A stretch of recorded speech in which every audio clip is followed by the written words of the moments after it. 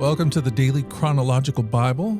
My name's Hunter, and we are reading through the Bible in chronological order as a single story. And that story is all about Jesus. We will look at this whole book with our eye on Jesus. It is a revelation of Him, and He has revealed to us the heart of the Father. He has invited us all to participate with Him in the life that He shares with the Father and the Spirit. Today, we are in the book of Leviticus, chapter 14, verses 33 through 52, then chapters 15 and 16. We are reading through the New Living Translation. Leviticus 14, starting in verse 33. Then the Lord said to Moses and Aaron, "When you arrive in Canaan, the land I am giving you as your own possession, I may contaminate some of the houses in your land with mildew. The owner of such a house must then go to the priest and say, 'It appears that my house has some kind of mildew.' Before the priest goes in to inspect the house, he must have the house emptied so nothing inside will be pronounced ceremonially unclean. Then the priest will go in and examine the mildew on the walls. If he finds greenish or reddish streaks and the contamination appears to go deeper than the wall surface, the priest will step outside the door and put the house in quarantine for 7 days. On the 7th day, the priest must return for another inspection. If he finds that the mildew on the walls of the house have spread, the priest must order that the stones from those areas be removed. The contaminated material will be taken outside the town to an area designated as ceremonially unclean. Next, the inside walls of the house must be scraped thoroughly, and the scrapings dumped in an unclean place outside the town. Other stones will be brought in to replace the ones that were removed, and the walls will be replastered. But if the mildew reappears after all the stones have been replaced and the house has been scraped and replastered, the priest must return and inspect the house again. If he finds that the mildew has spread, the walls are clearly contaminated with the serious mildew, and the house is defiled, it must be torn down, and all its stones, timbers, and plaster must be carried out of the town to a place designated as ceremonially unclean. Those who enter the house during the period of quarantine will be ceremonially unclean until evening, and all who sleep or eat in the house must wash their clothing. But if the priest returns for his inspection and finds that the mildew has not reappeared in the house after the fresh plastering, he will pronounce it clean because the mildew is clearly gone. To purify the house, the priest must take 2 birds, a stick of cedar, some scarlet yarn, and a hyssop branch. He will slaughter one of the birds over the clay pot filled with fresh water. He will take the cedar stick, the hyssop branch, the scarlet yarn, and the live bird, and dip them into the blood of the slaughtered bird and into the fresh water. Then he will sprinkle the house 7 times. When the priest has purified the house in exactly this way, he will release the live bird in the open fields outside the town. Through this process, the priest will purify the house, and it will be ceremonially clean. These are the instructions for dealing with serious skin diseases, including scabby sores and mildew, whether on clothing or in a house, and a swelling on the skin, a rash, or discolored skin. This procedure will determine whether a person or object is ceremonially clean or unclean. These are the instructions regarding skin diseases and mildew. Leviticus 15. The Lord said to Moses and Aaron, "Give the following instructions to the people of Israel. Any man who has a bodily discharge is ceremonially unclean. This defilement is caused by his discharge. Whether the discharge continues or stops, in either case the man is unclean. Any bed on which the man with the discharge lies, and anything on which he sits, will be ceremonially unclean. So if you touch the man's bed, you must wash your clothes and bathe yourself in water, and you will remain unclean until evening. If you sit where the man with the discharge has sat, you must wash your clothes and bathe yourself in water, and you will remain unclean until evening. If you touch the man with the discharge, you must wash your clothes and bathe yourself in water, and you will remain unclean until evening.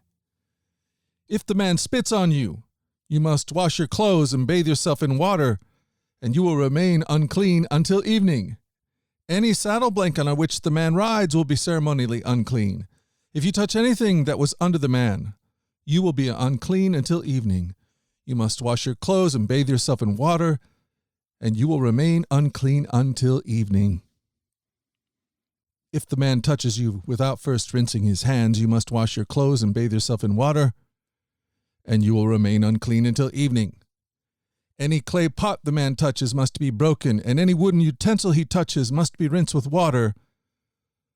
When the man with the discharge is healed, he must count off 7 days for the period of purification. Then he must wash his clothes and bathe himself in fresh water, and he will be ceremonially clean.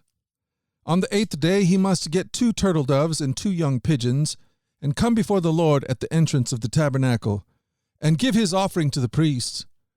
The priests will offer one bird for a sin offering and the other for a burnt offering. Through this process, the priest will purify the man before the Lord for his discharge. Whenever the man has an emission of semen, he must bathe his entire body in water, and he will remain ceremonially unclean until the next evening. Any clothing or leather with semen on it must be washed in water, and it will remain unclean until evening. After a man and a woman have sexual intercourse, they must each bathe in water, and they will remain unclean until the next evening. Whenever a woman has a menstrual period, she will be ceremonially unclean for 7 days. Anyone who touches her during that time will be unclean until evening. Anything on which the woman lies or sits during the time of her period will be unclean. If any of you touch her bed, you must wash your clothes and bathe yourself in water, and you will remain unclean until evening. If you touch any object she has sat on, you must wash your clothes and bathe yourself in water, and you will remain unclean until evening. This includes her bed or any object she has sat on. You will be unclean until evening if you touch it. If a man has sexual intercourse with her and her blood touches him, her menstrual impurity will be transmitted to him. He will remain unclean for 7 days, and any bed on which he lies will be unclean. If a woman has a flow of blood for many days that is unrelated to her menstrual period, or if the blood continues beyond the normal period, she is ceremonially unclean. As during her menstrual period, the woman will be unclean as long as the discharge continues. Any bed she lies on and any object she sits on during that time will be unclean, just as during her normal menstrual period. If any of you touch these things, you will be ceremonially unclean. You must wash your clothes and bathe yourself in water, and you will remain unclean until evening. When the woman's bleeding stops, she must count off 7 days. Then she will be ceremonially clean. On the 8th day she must bring 2 turtle doves or 2 young pigeons and present them to the priest at the entrance of the tabernacle.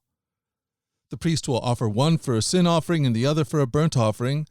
Through this process, the priest will purify her before the Lord for the ceremonial impurity caused by her bleeding. This is how you will guard the people of Israel from ceremonial uncleanness.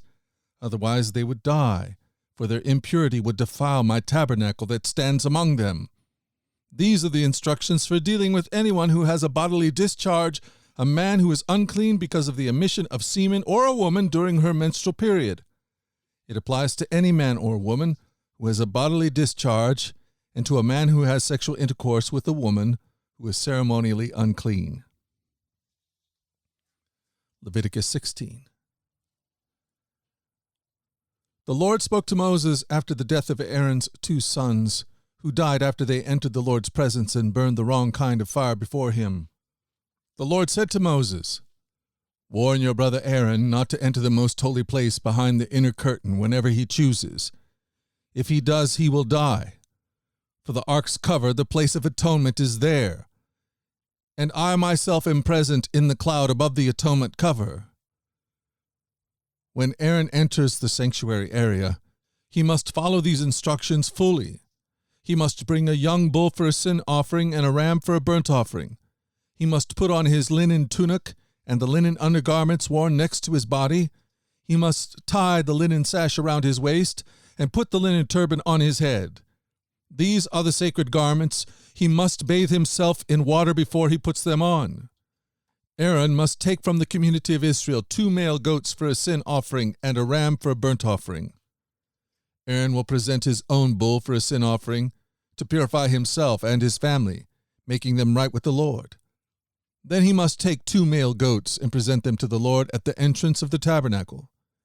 He is to cast sacred lots to determine which goat will be reserved as an offering to the Lord, and which will carry the sins of the people to the wilderness of Azazel. Aaron will then present as a sin offering the goat chosen by lot for the Lord. The other goat, the scapegoat, chosen by lot to be sent away, will be kept alive, standing before the Lord. When it is sent away to Azazel in the wilderness, the people will be purified and made right with the Lord. Aaron will present his own bull as a sin offering to purify himself and his family, making them right with the Lord.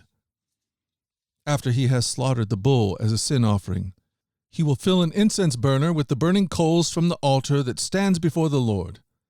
Then he will take 2 handfuls of fragrant powdered incense and will carry the burner and the incense behind the inner curtain.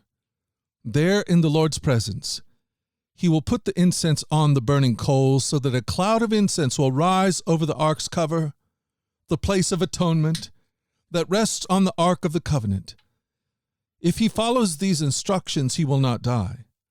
Then he must take some of the blood of the bull, dip his finger in it, and sprinkle it on the east side of the atonement cover. He must sprinkle blood 7 times with his finger in front of the atonement cover. Then Aaron must slaughter the first goat as a sin offering for the people and carry its blood behind the inner curtain. There he will sprinkle the goat's blood over the atonement cover and in front of it, just as he did with the bull's blood. Through this process, he will purify the most holy place, and he will do the same for the entire tabernacle because of the defiling sin and rebellion of the Israelites. No one else is allowed inside the tabernacle when Aaron enters it for the purification ceremony in the most holy place. No one may enter until he comes out again after purifying himself, his family, and all the congregation of Israel, making them right with the Lord. Then Aaron will come out to purify the altar that stands before the Lord. He will do this by taking some of the blood from the bull and the goat and putting it on each of the horns of the altar. Then he must sprinkle the blood with his finger 7 times on the altar. In this way, he will cleanse it from Israel's defilement and make it holy. When Aaron has finished purifying the most holy place and the tabernacle and the altar, he must present the live goat. He will lay both of his hands on the goat's head and confess over it all the wickedness, rebellion, and sins of the people of Israel.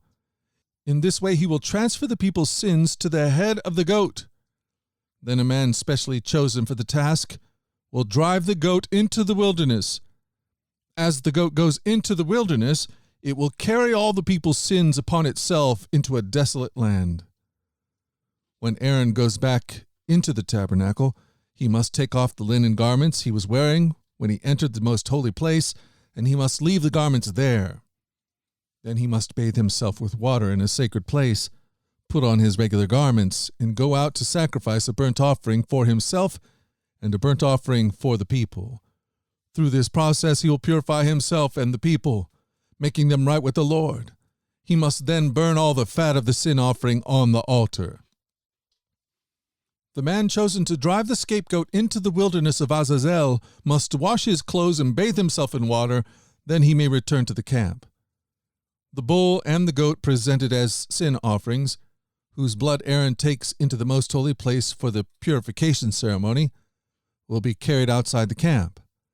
The animal's hides, internal organs, and dung are all to be burned. The man who burns them must wash his clothes and bathe himself in water before returning to the camp. On the 10th day of the appointed month in early autumn, you must deny yourself. Neither native-born Israelites nor foreigners living among you may do any kind of work. This is a permanent law for you. On that day, offerings of purification will be made for you, and you will be purified in the Lord's presence from all your sins. It will be a Sabbath day of complete rest for you, and you must deny yourselves. This is a permanent law for you. In future generations, the purification ceremony will be performed by the priest who has been anointed and ordained to serve as high priest in place of his ancestor Aaron. He will put on the holy linen garments and purify the most holy place, the tabernacle, the altar, the priests, and the entire congregation. This is a permanent law for you, to purify the people of Israel from their sins, making them right with the Lord once each year. Moses followed all these instructions exactly as the Lord had commanded him.